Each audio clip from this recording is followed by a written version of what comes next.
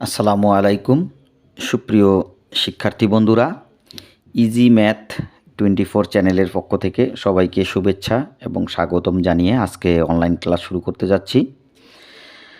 আজকে তোমাদের জন্য নবম দশম শ্রেণীর 4.1 অনুশীলনীর সূচক ও লগারিদম অধ্যায়ের 20 নং প্রশ্ন সমাধান করব। প্রশ্নটা আমি এই খাতায় লিখেছি, একটু খেয়াল করো। এখানে দেওয়া আছে 2 to the power x plus x two the power 1 minus x equal 3। এটা সমাধান করতে হবে। তো সমাধান করলে আমরা জানি যে এখানে চলক এখানে কত এক্সের মান নির্ণয় করতে হবে। তো সেক্ষেত্রে একটু খেয়াল করো, আমরা এখানে দেখতেছি যে 2 টু দি পাওয়ার এক্স আর 2 to the power 1 minus X, এই জায়গায় যেহেতু পাওয়ারে কি আছে, বিয়োগ আছে, পাওয়ারে বিয়োগ থাকলে আমরা এই যে পাওয়ারে দুইটা পদ 1 এবং এক্স, তা আমরা বেসটা 1-এর সাথেও দিতে পারি, এক্সের সাথেও দিতে পারি ভাগ হিসাবে। তো এটা আমরা একটা সূত্র জানি, সূত্রটা আমরা এইভাবে লিখতে পারি। খেয়াল করো, আমরা জানি যে A to the power X by A to the power যদি ওয়াই থাকে, আমরা জানি ভাগের সময় পাওয়ারগুলা বিয়োগ হয়, একটা ওই বেস দুটার মধ্যে একটা নিয়ে এই পাওয়ার আর এই পাওয়ার বিয়োগ, এক্স বিয়োগ ওয়াই। তো আমরা উল্টা কাজটা করব, এটার থেকে এটা গেছি, এখন এটার থেকে এই পর্যায়ে আসব। দেখো, A to the power X minus Y থাকলে তাহলে এই এক্সের সাথেও এই যে এ পাওয়ার দিয়ে দিলে বেস দিয়ে দিলাম, আবার ওয়াইয়ের সাথেও এ বেস দিয়ে দিছি ভাগ হিসাবে। কেন? এখানে বিয়োগ আছে বিধায়। তো এই কাজটাও এখানে আমরা করব। এখানে আছে আমাদের কি 1 মাইনাস এক্স, 1 বলতে এখানে এক্স, আর এখানে মাইনাস এক্স বলতে এখানে ওয়াই ধরতে হবে। তাহলে ওই হিসাবে আমরা এখানে লিখতে পারি যে 2 টু দি পাওয়ার 1 ভাগ দিয়ে আমরা 2 টু দি পাওয়ার এক্স দিতে পারি এই সূত্র অনুযায়ী। তাহলে আমরা এখানে এইভাবে দিতে পারি, বা এই 2 টু দি পাওয়ার এক্স এটা ঠিক থাকলো, এটার তো কোনো কাজ নাই আপাতত, আমরা এই জায়গায় কাজটা করব। তো এখানে প্লাস এই যে টানটা দিয়ে দিলাম, ভাগটা আগে দিয়ে দিলাম। তাহলে আমরা জানি যে পাওয়ারে যদি বিয়োগ থাকে তাহলে আমরা এই বেসটা দুটার সাথেই দিতে পারি। তাহলে 2 দিলাম, এই যে 2 দিলাম, দুই জায়গায় বেস দিলাম, দিয়ে এখন এই যে এই 1 আর এই পাওয়ারটা এখানে দিয়ে দিলাম। এইভাবে আমরা কিন্তু করতে পারি, ঠিক আছে? আচ্ছা, বিয়োগের ক্ষেত্রে পাওয়ার বিয়োগ থাকলে বেস দুই জায়গায় দিয়ে ভাগ করে দিতে পারি আমরা। তো এখানে 3-র জায়গায় 3 থাকলো। এখন আমাদের যে কাজটা হবে, খেয়াল করো, আমরা বা এখন এখানে আমরা দেখো এখানে কি বলছে, যোগ। তো এটা আমরা যোগ করব। তা যোগ করতে গেলে আমরা জানি যে ভগ্নাংশের ক্ষেত্রে আমরা জানি যে লসাগু করে যোগ করতে হয়, তাই কি না? এইটার নিচে মনে মনে 1 আছে, তাহলে এই 1 আর এই 2 টু দি পাওয়ার এক্সের লসাগু 2 টু দি পাওয়ার এক্সই হবে, তাই না? তাহলে এটার নিচে মনে মনে 1, এই 1 দিয়ে এই লসাগুকে যদি ভাগ করি তাহলে এই 2 টু দি পাওয়ার এক্সই পাবো। তা 2 টু দি পাওয়ার এক্স দিয়ে আবার এই 2 টু দি পাওয়ার এক্সকে গুণন, তাহলে 2 টু দি পাওয়ার এক্স গুণন 2 টু দি পাওয়ার এক্স, তাহলে 2 to the power x square 2 bar, plus এখন এই 2 টু দি পাওয়ার এক্স আবার ওই একই হর দিয়ে লসাগুকে ভাগ, 2 টু দি পাওয়ার এক্স দিয়ে 2 টু দি পাওয়ার এক্সকে যদি আমি ভাগ করি তাহলে ভাগ করলে কিন্তু আমরা 1 পাবো, ঠিক আছে? যেটাকে সেটা দিয়েই যদি ভাগ করি তাহলে 1 হয়, তাহলে 1 পাইলাম। 1 দিয়ে এখানে কত 2 টু দি পাওয়ার 1 দিয়ে 2 টু দি পাওয়ার 1কে গুণ করলে ওই 2 টু দি পাওয়ার কি 1ই হয়। তা 2 টু দি পাওয়ার 1, আচ্ছা আপাতত লিখি 2 টু দি পাওয়ার 1ই লিখলাম, ইকুয়াল এদিকে কত 3।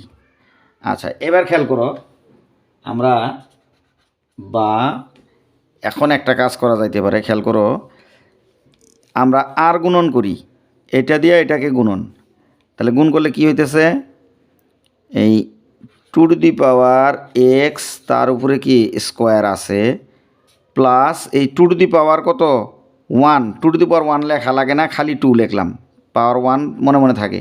আচ্ছা, এই উপরের অংশ দিয়ে এটার নিচে মনে মনে এক আছে, এই এক দিয়ে এই অংশটাকে যদি গুণ করি তাহলে কিন্তু উপরের অংশটাই থাকে, ইকুয়াল আবার এই two to the power X into three, তাহলে এই three into two to the power X. আচ্ছা, এখন খেয়াল করো, আমরা এটাকে সাজিয়ে নেই। এই যে two to the power X, এখানেও কিন্তু two to the power X আছে, আমরা কিন্তু এখানে কিন্তু আবার গুণ করতে পারবো না, 3 × 5 যদি 6 লিখি এটা কিন্তু করা যাবে না, এটা সম্পূর্ণটা আমরা এক্স হিসাবে কাউন্ট করব। আমরা ওই যে যখন মিডিল টার্ম অর্থাৎ উৎপাদকের অঙ্ক করি তখন এই রকম যে পর্যায়টা আসে, আমরা জানি যে এই x square plus x plus one এই রকম পর্যায়ে আনবো। এখানে পাওয়ার যত, এই চলকের উপরে পাওয়ার 2, এখানে পাওয়ার কিন্তু 1 হয়ে গেছে, তারপরে একটা ধ্রুব সংখ্যা আইছে। এই তিনটা পদ থাকলে আমরা জানি যে সেক্ষেত্রে আমরা এই উৎপাদক করতে পারি, মিডল টার্মের যে এই উৎপাদকের নিয়ম আছে সেই নিয়ম অনুযায়ী আমরা করতে পারি। এই নিয়মে এটাকে আমরা করব। খেয়াল করো, তাহলে এক্স স্কোয়ার প্রথমে দরকার, তাহলে এইটাকে এই টোয়াইস এক্সটাকে আমরা এক্স কাউন্ট করব, তাহলে এটা এক্স স্কোয়ার, তাহলে এই যে twice two to the power x, এই যে এক্স স্কোয়ার, তারপরে আমরা জানি কি যে এখানে চলক যা, এখানে চলকের পাওয়ার কিন্তু অর্ধেক কমে আসে। দেখো এখানে পাওয়ার 2 ছিল, এখানে পাওয়ার 1 আইছে, তাহলে এখানেও কিন্তু দেখো এই চলকটার উপরে পাওয়ার কত মনে মনে 1, এখানে কিন্তু পাওয়ার কত 2, তাহলে এটাকে এই দিক নিয়ে আসবো, তাহলে এই যে -3 into two to the power x plus 2 তো এদিকে আসেই, এটা কিন্তু এই দিকে নিয়ে আসছি, ডাইনেরটা বামে আনলে এই প্লাসের চিহ্নটা এদিকে মাইনাস হয়েছে। এখন খেয়াল করে দেখো, এখানে এইটাকে আমরা ধরলাম এক্স ধরলে এখানে সহগ সামনে মনে মনে কিন্তু 1 রয়েছে, এখানে সহগ যেমন কিছু নাই মানে মনে মনে 1, এটাকে আবার যদি সুন্দর করে লিখি, দেখো x square plus x plus 1, তো এই পর্যায়ে যদি আমরা লিখতে যাই তাহলে সেটা দেখো এক্স বলতে এখানে এই two to the power X, আর এখানে সহগ বলতে মনে মনে 1, কিন্তু এখানে সহগ কিন্তু এখানে স্পষ্ট দেওয়া আছে কত 3, হ্যাঁ, এই যে 1x এখানে হলো 3x, এই যে প্লাস একটা ধ্রুব সংখ্যা লাগে, এই যে ধ্রুব সংখ্যা আছে, তাহলে এই পর্যায়ে আসছে। তাহলে এখন আমরা এক কাজ করি, এটাকে আমরা একটু ধরে নেই, এই টু টু দি পাওয়ার এক্সকে অঙ্কটা সহজ করার জন্য আমরা ধরে নিতে পারি, two to the power x বলতে আমরা কিছু ধরে নিব। আমরা যদি এই টু টু দি পাওয়ার এক্সকে পি ধরি, আমরা যদি সাইড নোট দিয়ে দেই যে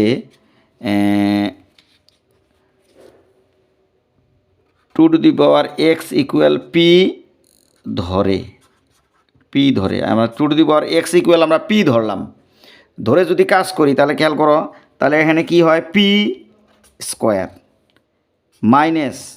-3p, কারণ টু টু দি পাওয়ার এক্সকে ধরলাম আমি পি, হ্যাঁ, এখানে টু টু দি পাওয়ার এক্সকে ধরলাম পি, তাহলে থ্রাইস পি হইল +2 ইকুয়াল কত 0। এখন আমরা কিন্তু এটা মিডল টার্ম করতে পারি। দেখো এই যে মিডল টার্মের নিয়ম আমরা জানি যে এই যে সর্বোচ্চ পাওয়ার যেখানে আছে তার সহগ কত, এখানে এই যে চলক হলো পি এর পাওয়ার কত 2, এখানে সহগ কত মনে মনে 1, আর এই যে ধ্রুব সংখ্যাটা আছে এই 1 আর এই 2 গুণ করতে হয়, তাহলে 2 1 কে 2, তাহলে 2কে এমনভাবে আমরা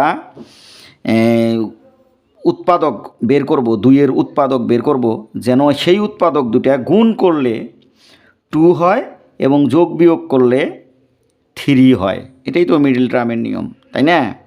তাহলে 2, আমি আবারও বলি, এখানে সর্বোচ্চ পাওয়ার যা আছে তার দেখো অর্ধেক পাওয়ার এখানে আসছে, এখানে 2 হইলে এখানে কত পাওয়ার 1, আর এখানে একটা ধ্রুব সংখ্যা আছে, তাই এই রকম যদি সম্পর্ক আসে সেক্ষেত্রে আমরা মিডল টার্মের অঙ্ক হিসাবে ধরে নেই, তখন আমরা উৎপাদকে বিশ্লেষণ করি। সেক্ষেত্রে এই সর্বোচ্চ পাওয়ার যা আছে তার সহগ যা থাকে, এটা মনে মনে এখন এখানে কিন্তু 1 আছে, সে যেখানে যদি কোনো সংখ্যা থাকতো সেটা দিয়ে কিন্তু এই 2কে গুণ করা লাগতো। তো যেহেতু নাই মানে মনে মনে 1 দিয়ে এই 2কে গুণ করলে আমরা কিন্তু 2 পাই। এটা রাফ এখানে করতেছি, 2 পাইলাম। তাহলে 2 এর উৎপাদক আমরা বের করি যদি, আমরা জানি যে 1 গুণন 2, আর কোনো উৎপাদক নাই কিন্তু, যেহেতু এটা মৌলিক সংখ্যা।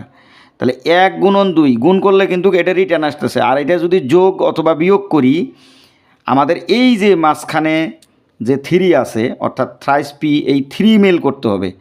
তাহলে এই যে 2 আর 1 যোগ করলে কিন্তু দেখো আমাদের 3 আসে।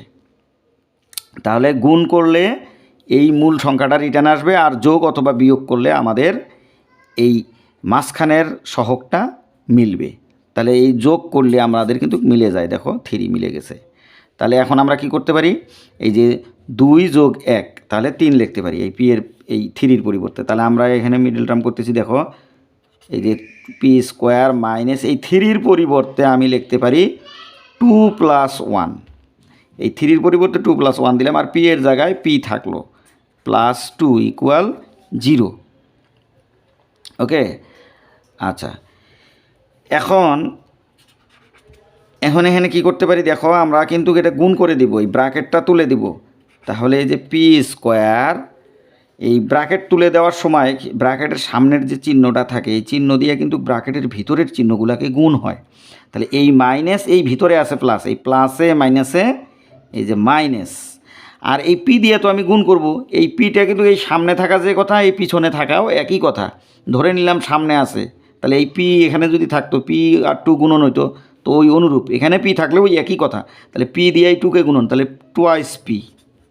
তার আগে কি চিহ্ন গুণ করছি কিন্তু, এই মাইনাসে এই প্লাসে মাইনাস। আবার দেখো এখন 1কে গুণ করব পি দিয়ে, তার আগে চিহ্নটা গুণ করি, এই মাইনাসে এই প্লাসে এই যে মাইনাস, আর এই পি আর 1 গুণ করলে পি একে পি, প্লাসের 2 তো যেমন তেমনই থাকলো। ওকে, আচ্ছা। এখন আমরা দেখো কি করতে পারি, এই দেখো এখানে 1 জোড়া, এখানে 1 জোড়া, এই জোড়ার থেকে আমরা কমন নেব। দেখো এই জোড়ার থেকে কি কমন যায়, দেখো এখানেও পি স্কোয়ার মানে কি, পি ইন্টু পি। তাহলে একটা পি আছে, এখানেও একটা পি আছে, তাহলে আমরা এখান থেকে পি কমন নিতে পারি। কমন নেওয়ার সাথে একটা ব্র্যাকেট দিতে হয়, আর এই কমনটা দিয়া যেখান থেকে আমরা কমন নিছি সেই পদটাকে ভাগ করতে হবে। তাহলে এই পি স্কোয়ারকে আমি যদি পি দিয়া ভাগ করি, খেয়াল করো এখানে রাফটা আমি দেখাইতেছি, এই পি স্কোয়ার, এই যে পি স্কোয়ার, আর কমন নিছি কি পি, এই যে কমনের পি।